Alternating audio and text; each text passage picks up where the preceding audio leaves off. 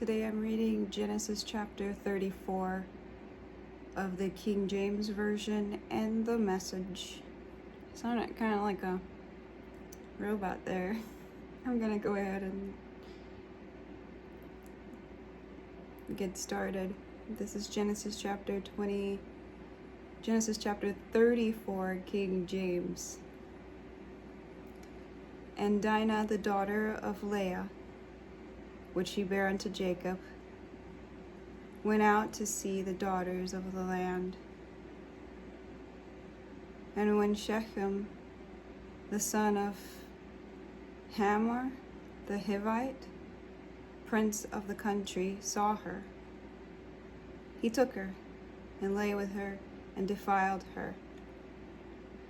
And his soul clave unto Dinah, the daughter of Jacob, and he loved the damsel. And he spake kindly unto the damsel. And Shechem spake unto his father Hamor, saying, Get me this damsel to wife. And Jacob heard that he had defiled Dinah his daughter.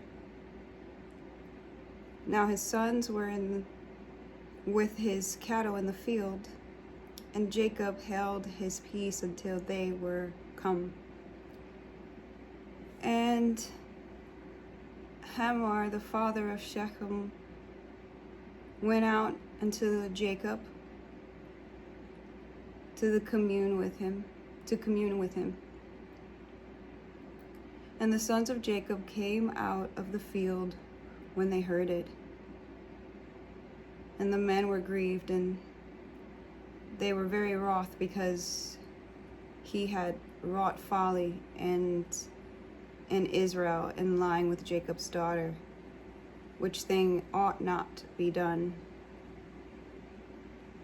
And Hamor communed with them, saying, The soul of my son Shechem longeth for your daughter.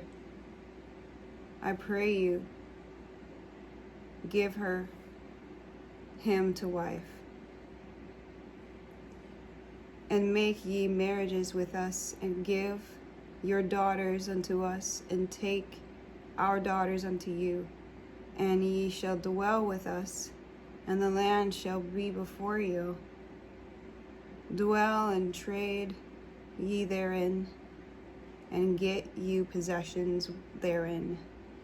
And Shechem said unto her father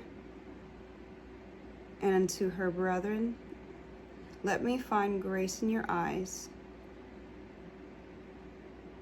and what ye shall say unto me I will give.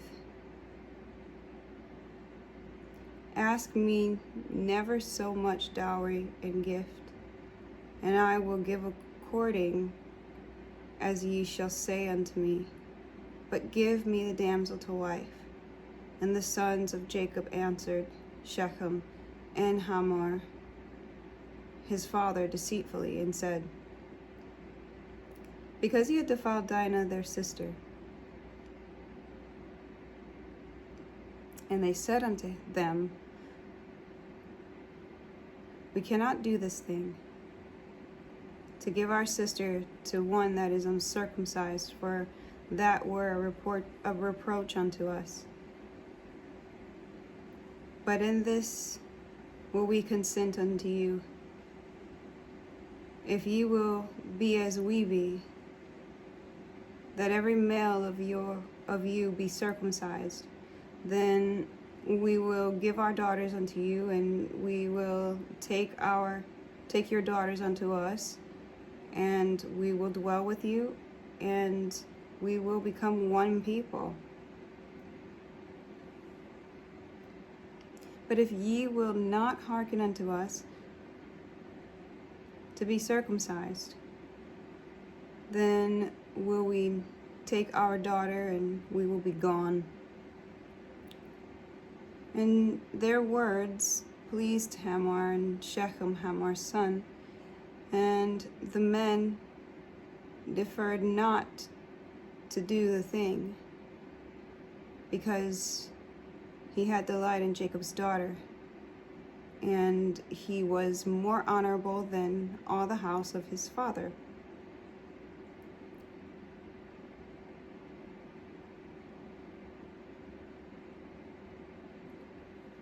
And Hamor and Shechem his son came unto the gate of their city, and communed with the men of their city, saying, These men are peaceable with us.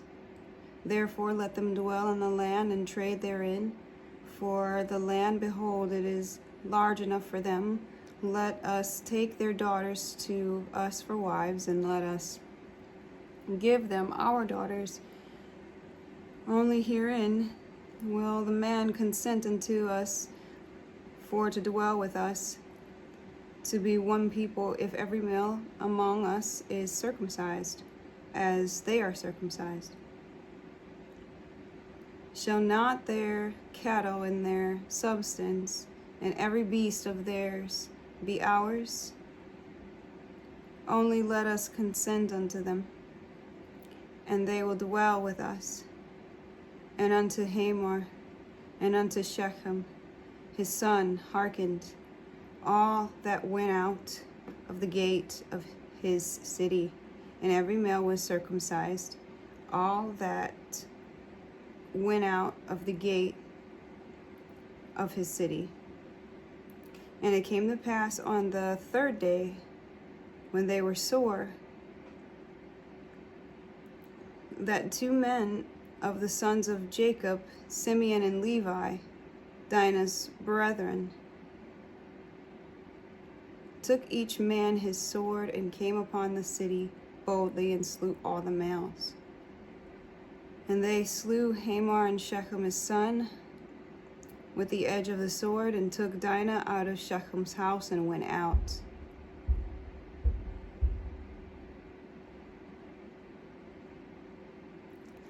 The sons of Jacob came upon the slain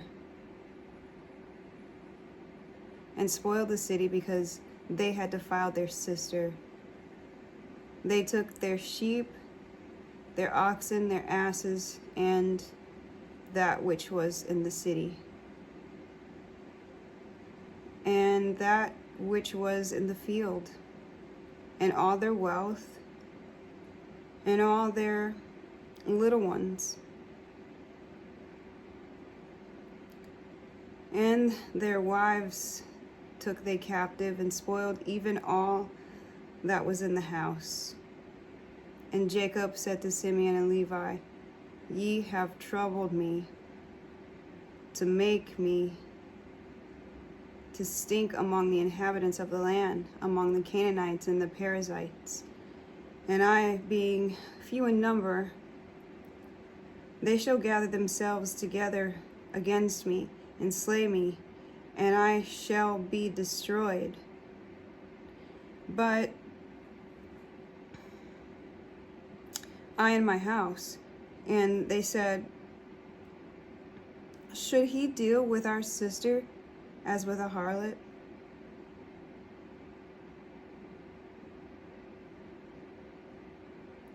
Okay, I'm going to move on into chapter 34, the Message version. One day, Dinah, the daughter of Leah, had given Jacob, went out to visit some of the women in the country. Shechem, the son of Hamor the Hivite, who was the chiefman there, saw her and raped her. Then he felt a strong attraction to Dinah. Jacob's daughter fell. Then he felt a strong attraction to Dinah, Jacob's daughter, fell in love with her and wooed her. Shechem went to his father Hamor, Get me this girl for my wife. Jacob heard that Shechem had raped his daughter Dinah, but his sons were out in the fields with the livestock, so he didn't say anything until they got home. Hamor, Shechem's father, went to Jacob to work out marriage arrangements.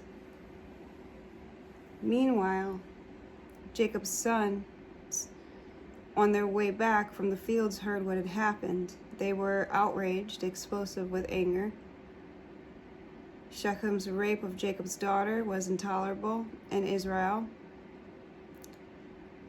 and not to be put up with.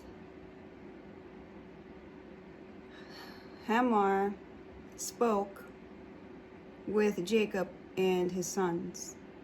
My son Shechem is head over heels in love with your daughter. Give her to him as a wife. Intermarry with us. Give your daughters to us, and we'll give our daughters to you. Live together with us as one family. Settle down among us, and make yourselves at home. Prosper among us. Shechem then spoke for himself, addressing Dinah's father and brothers. Please say yes. I'll pay anything. Set the bridal price as high as you will. The sky is the limit. Only give me this girl for my wife. Jacob's sons answered Shechem and his father with cunning. Their sister, after all, had been raped. They said, "This is impossible. We could never give our sister to a man who is uncircumcised. Why, we'd be disgraced. The only condition on which we can talk business is if your men become circumcised like us. Then we'll freely exchange daughters in marriage and make ourselves at home among you and become one big happy family. But if this is not an acceptable condition, we will take our sister and leave." That seemed fair enough to Hamor and his son Shechem. The young man was so smitten with Jacob's daughter that he proceeded to do what had been asked. He was also the most admired son in his father's family. So Hamor and his son Shechem went to the public square and spoke to the town council. "These men like us. They are our friends. Let them settle down here and make themselves at home. There's plenty of room in the country for them. And just think, we can even exchange our daughters in marriage. But these men will only accept our invitation if we live. But these men will only accept our invitation to live with us and become one big family on one condition, that all our males become circumcised just as they themselves are. This is a very good deal for us. These people are very wealthy with great herds of livestock, and we're going to get our hands on it. So let's do what they ask and have them settle down with us." Everyone who was anyone in the city agreed with Hamor and his son Shechem. Every male was circumcised. 3 days after the circumcision, while all the men were still very sore, 2 of Jacob's sons, Simeon and Levi, Dinah's brothers, each with a sword in hand, walked into the city as if they owned the place and murdered every man there. They also killed Hamor and his son Shechem, rescued Dinah from Shechem's house, and left. When the rest of Jacob's sons came on the scene of slaughter, they looted the entire city in retaliation of Dinah's rape. Flocks, herds, donkeys, belongings, everything, whether in the city or the fields, they took. And then they took all the wives and children captive and ransacked their homes and anything valuable. Jacob said to Simeon and Levi, "You've made my name repulsive to the people here. These Canaanites and Perizzites. If they decided to gang up on us and attack as few as we are, we wouldn't stand a chance. They'd wipe me and my people right off the map." They said, "Nobody's going to treat our sister like a whore and get by with it." That's the end of chapter 34. Sorry, I'm a little bit drained today. But I'm here. I'm still reading, so praise God. This chapter is a little crazy. I'm going to try not to take as long as I have been this week. I've been doing like hour-long studies, and when it's necessary, I suppose it's just going to be. I pray that you will ignore the noise that you're hearing in this region. There's like something going on. I don't really know.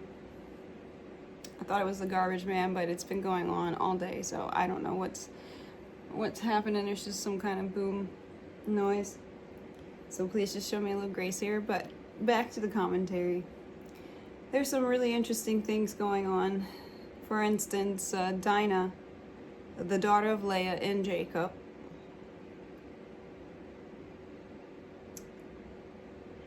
I guess she kind of went out on her own, it seems like. I'm looking at the Message version. I'm going to check the King James as well. In the King James version, it says in verse 1, "And Dinah, the daughter of Leah, which she bare unto Jacob, went out to see the daughters of the land." So she just kind of went out exploring. It sounds like she went out by herself. And, I mean, even being a woman these days, there's so many things that I wouldn't go out by myself to certain places, especially when it's late. I would need someone with me, preferably a man of honor with me, if I'm going to be walking around or exploring a place that I don't know, especially, I would say, later. But in general, if I'm going to a place that I don't know and I have someone that I trust that is a male, I would go with that person accompanying me, because things can get crazy fast for the ladies. And that even now, so it's even more shameless, I think. But this guy, Shechem, he's the prince of the country, so he's prominent. They're wealthy. They're well-to-do. He sees her while she's out, like, exploring the land, and she went to see the daughters of this land that they're living in now. And maybe she's trying to make friends. It sounds like she has a lot of brothers. I mean, there was 11 of them at least going on over there. There's 11 at this point, and it sounds like she's the only girl. And maybe she's wanting female companionship, someone or women to relate to. And she went out. And this guy Shechem, this prince of the country, sees her, and he rapes her. I think that's kind of crazy. It says it even here in verse 2 of the King James Version. It doesn't say he raped her, but it pretty much implies that. "And when Shechem, the son of Hamor, the Hivite, prince of the country, saw her, he took her and lay with her and defiled her." He defiled her. So it wasn't like some beautiful mutual thing. Defiling is definitely not implying something mutual happening.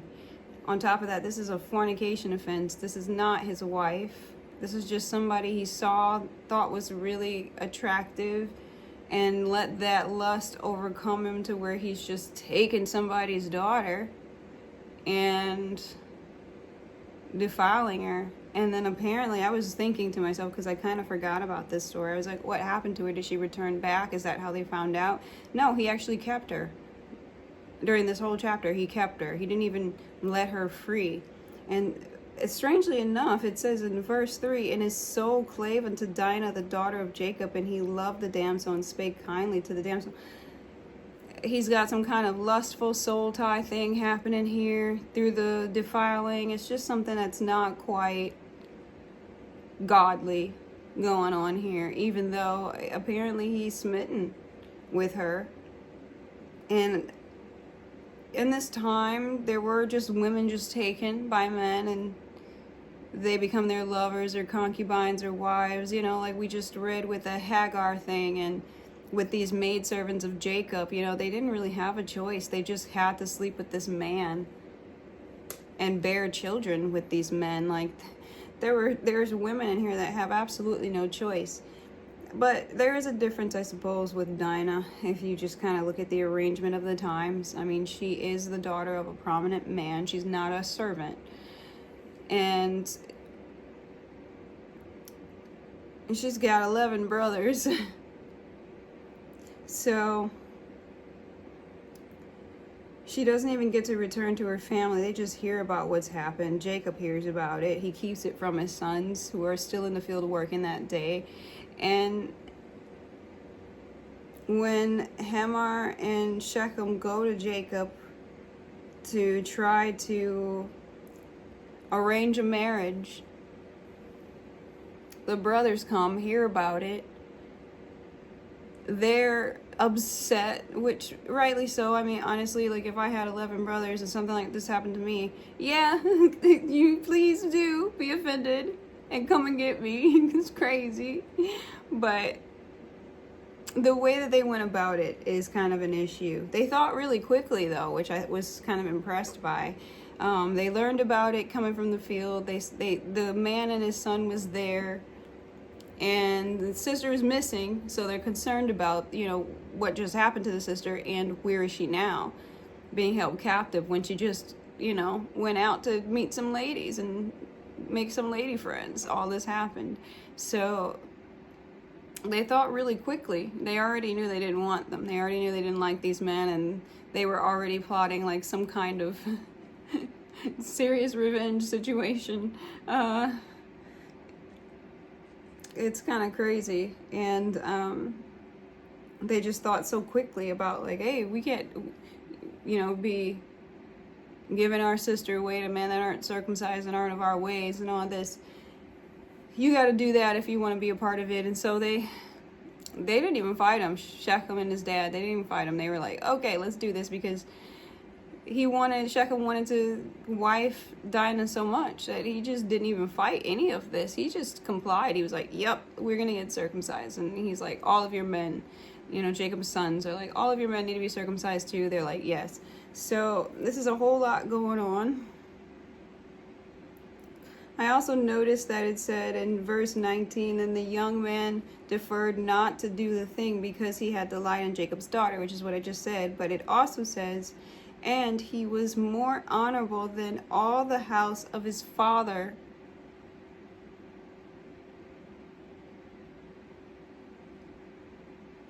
Which says a lot, you know. I do see that he's complying.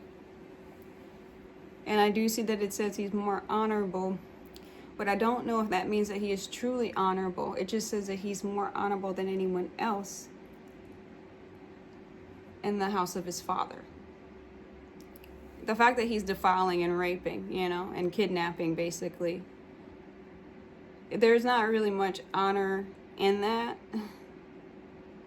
So the fact that he's the most honorable, and that's what he did, says a lot about those people. Do I think that this man is, like, deserves murder? No, I don't think anybody should be getting killed. This was a terrible thing that the son had done. He let lust take over and was basically forcing someone into some crazy, I don't know what that is. It's not really a marriage, at least not of these Israelite people, the sons of Jacob. This is just a mess. They complied, though. Shechem and his father, and they complied. They went home. And, you know, they were already talking like, you can be with our daughters, we'll be with your daughters. They were over there making plans, you know, telling the people everything. We can be with their daughters, guys, and then we'll give them our daughters and we'll be one people. And they were serious. They knew that Jacob was pretty prominent. Apparently, maybe even more prominent than they. It looks like they were more prominent than these people. Even though Shechem is apparently a prince, Jacob has more riches, you know, even though he's got this small crew. And they're wanting some of that. They're wanting to get their hands on Jacob's riches, as well as the daughters and things like that, and becoming one people, and just, I guess, becoming a stronger nation. There's a lot of things that are questionable about that. Like, for instance, the Israelites mixing with these people of this land of Canaan. Not necessarily the best thing. Obviously, them not being circumcised, just certain things, they're not of the ways of God, you know, they're just not. They're just not learning about that. And it doesn't mean that they couldn't convert and stuff, but, and it looks like in some form they were willing to convert somewhat. How much, I don't know. You know, just the circumcising is the only part that so far that was mentioned here. But there's no mention of their God. These people, Shechem and his people in this country, they didn't say anything about God when they went home. They just talked about getting the women and getting the riches, and all they have to do is circumcise themselves. And this was after a rape and kidnapping. So I don't know. It just doesn't really sound like it's of God. There's a lot of questionability in there. They went and got circumcised though, and apparently that's when Levi and Simeon, which is really interesting. Levi did this. If you know about the Levites, you know, and the what those people represent, that specific, like his bloodline and what they are supposed to represent later, it's just really out there that Levi, of, you know, of the two sons that started this craziness, Levi and Simeon, they went and started this massacre on the third day after these guys were circumcised. And it's pretty out there because, you know, they're attacking them when they're weak. That's kind of dirty. I don't know which one is dirtier, the rape and lust and kidnapping, or the trickery and murder when men are at their weakest after circumcision. You know, like there's just a lot of gross and sin happening, you know, just a lot of going on. That it didn't, none of this had to happen had we all, you know, as human beings in this scenario, made better choices. The other brothers seem to have jumped in after that, and, you know, they killed all the men of the house. They looted the place. They even took the women and children and the riches in the city and the field and everything. Like, they just kind of went crazy there. Got the sister back, Dinah. And Jacob was going crazy. He's already feeling the repercussion. Like, I guess in his heart, he's like, yeah, these people are going to look at us crazy now. They're going to look at us. They're going to look to us to get revenge based on what we just did here. We just made a bad name for ourselves just by what you just did. And part of me is thinking, well, already his human self is showing. He is not really, nobody's really thinking about God really right now in this chapter, you know. Nobody's mentioned him even.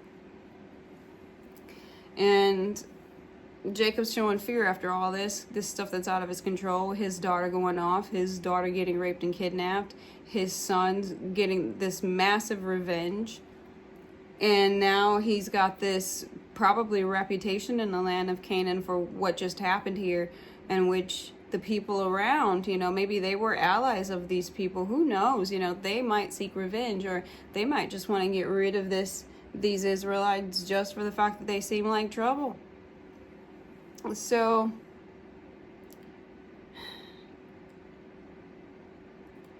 I don't know.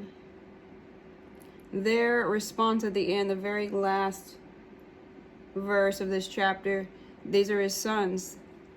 It says, verse 31, and they said, should he deal with our sister as with a harlot? And they're basically saying, like, so should we just be like letting this man treat our sister like a prostitute, you know. I mean, she's not. And, you know, it's their sister, so of course they're going to say that they love her. But also, she really, truly wasn't. She's a daughter of a prominent man. She's a daughter of God. She's a daughter of a prominent people that walk with God, that are blessed by God, that has God's legendary best blessing, you know, among all people. And they're prominent in terms of even their material wealth and things. Jacob's doing very well for himself. He's been extremely blessed. She's not a maidservant, you know, she's not any of that. She's just this daughter of a very prominent people and man, and prominent, you know, daughter of God that just went out. She shouldn't have went out by herself, I guess, but I mean, that's as we already addressed, like, that's just kind of something that she did.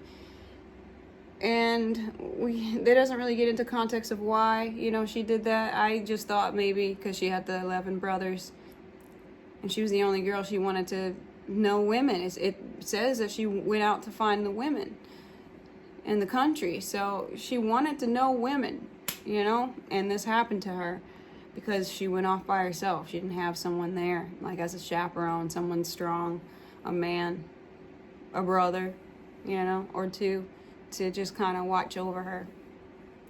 And so all of this happened, and there's just a whole lot of sin, you know, a whole lot of no God present in the choices of any of these people, even the ones that should be walking, that are representative of God, these Israelites, the sons of Jacob.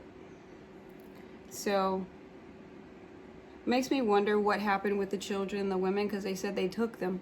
So now these women and children are a part of this crew, their crew.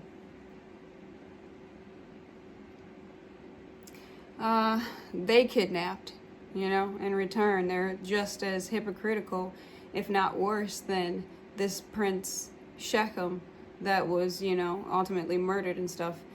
The brothers did exactly the same thing, plus murder and slaughtering and looting, which is, you know, stealing.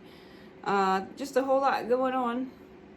Don't really have too much else to say about that, except that, you know, nobody's thinking about God and his ways. Nobody was thinking about doing the right thing. Everybody was reacting to some worldly, or reacting to the desires of the flesh in one way or another. All of this was somebody, or, you know, multiple people in some form or another reacting to, you know, just the wickedness of their heart and their emotions being heightened by the transpiring of events in this chapter.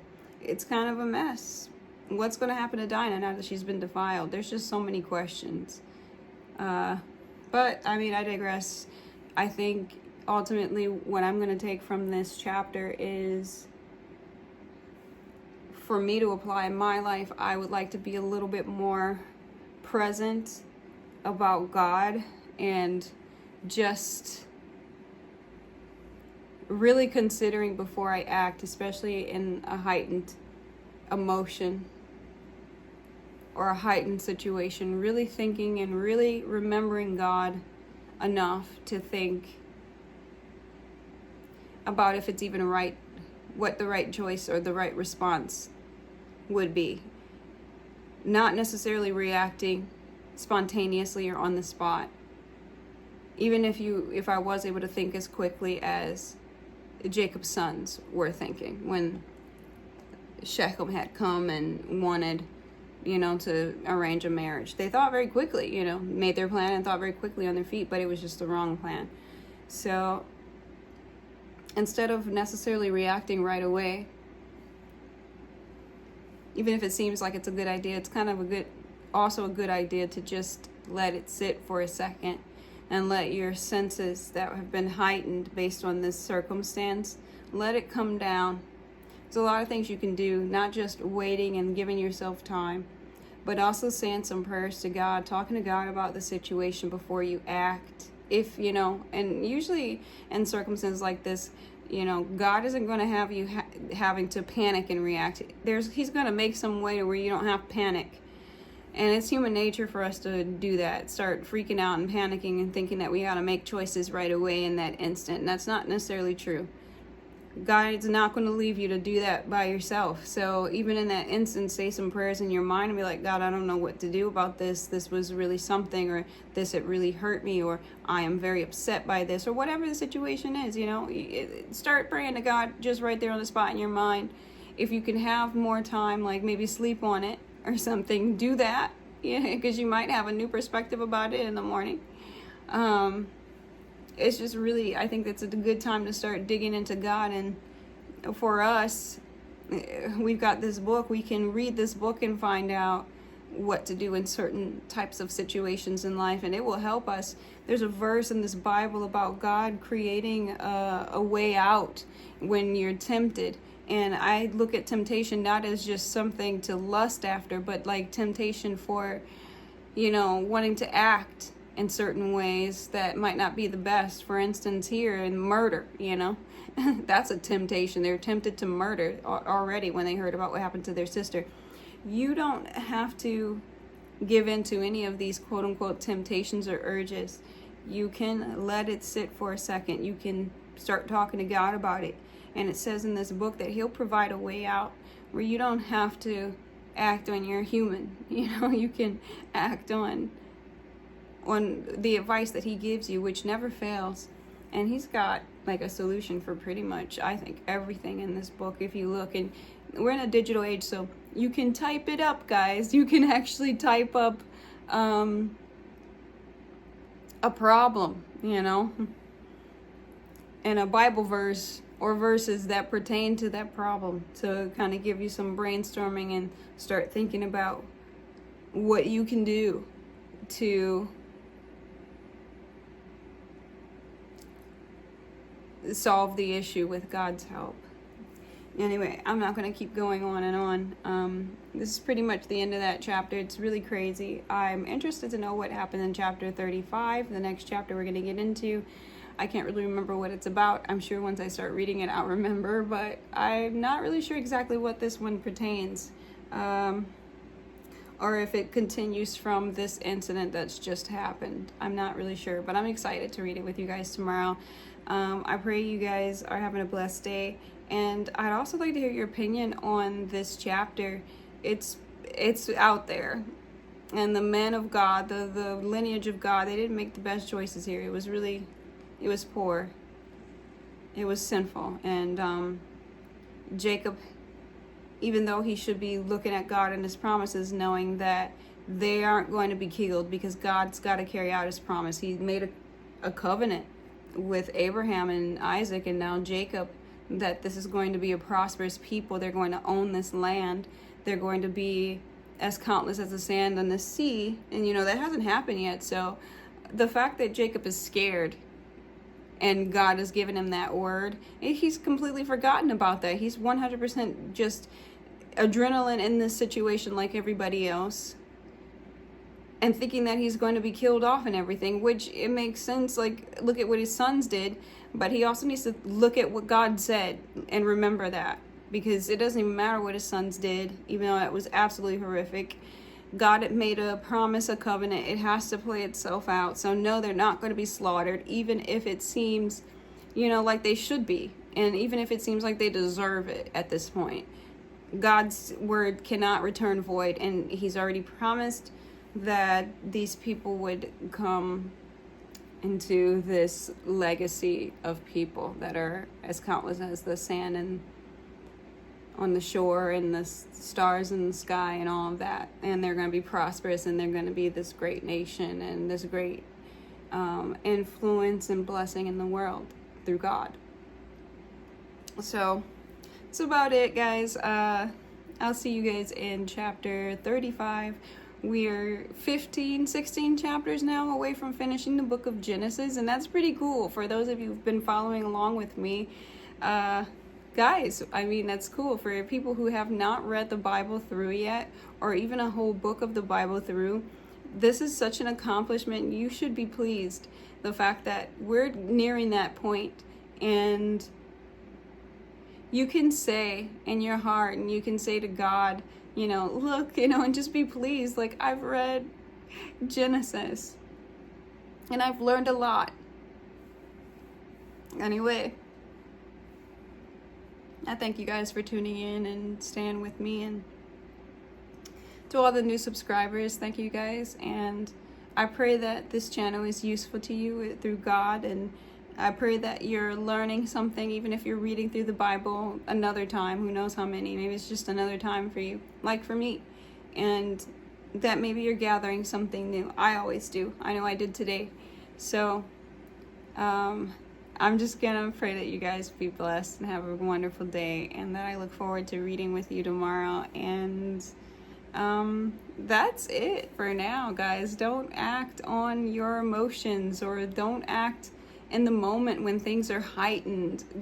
Cool down, let it come down, start talking to God, include God, not like what these people did when no one had included God.